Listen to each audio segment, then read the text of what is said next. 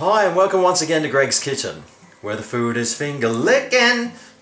Well, it's winter here in Australia, and when I think of warm, hearty winter meals, I automatically think of a casserole. And today, I'm going to show you how to cook one.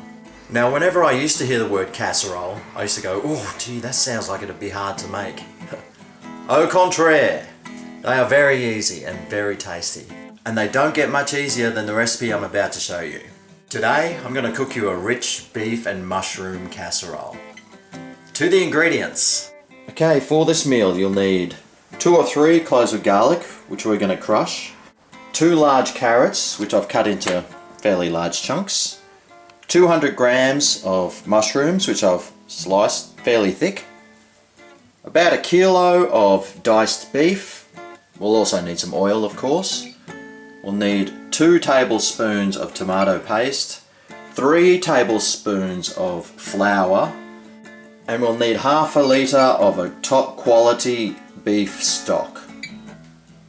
We'll also need 1 onion. Now the recipe would prefer you to have one roasted, but I haven't got time to roast one, so I just slowly fried one while I was cutting up the carrots and the mushrooms. I'm really looking forward to cooking this meal tonight, so let's get started. Okay, so I'll put about 2 tablespoons of oil in, and we'll start cooking this meat. Not that bit. So we're just going to cook this meat on a high heat until it's all nice and brown. Okay, once that meat's all nice and brown, we're going to transfer it into a dish or bowl, but we're going to leave the juices in there to cook some of the other things in. So now we're going to add the garlic, crushed, and the mushrooms, and we're going to cook that for about 2 minutes on a high heat. So after a couple of minutes, we're going to return the meat,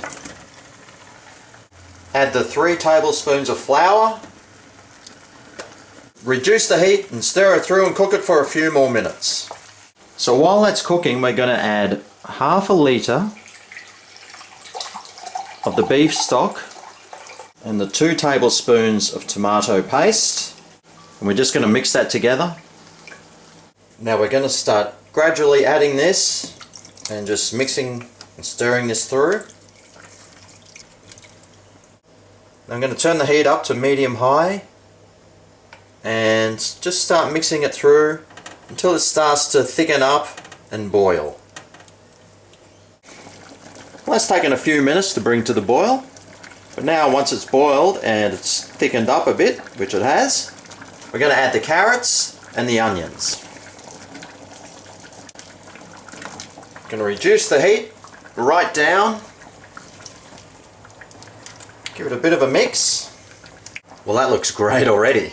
But what we're going to do now is put the top on low heat, let it simmer for about 40 minutes. Don't forget to stir it occasionally. We're going to cook this until the meat and the carrots are nice and tender.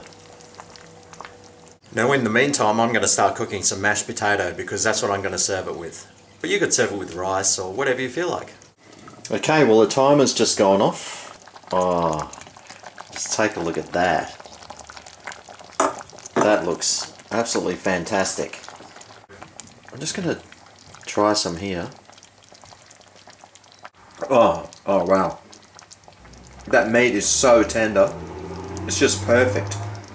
That gravy is smooth and silky. Like I said, I'm going to serve it on a mashed potato tonight, but you can serve it on whatever you like. Add your extra salt and pepper if you like. Do whatever you like with it. But that meal right there, as it is fantastic.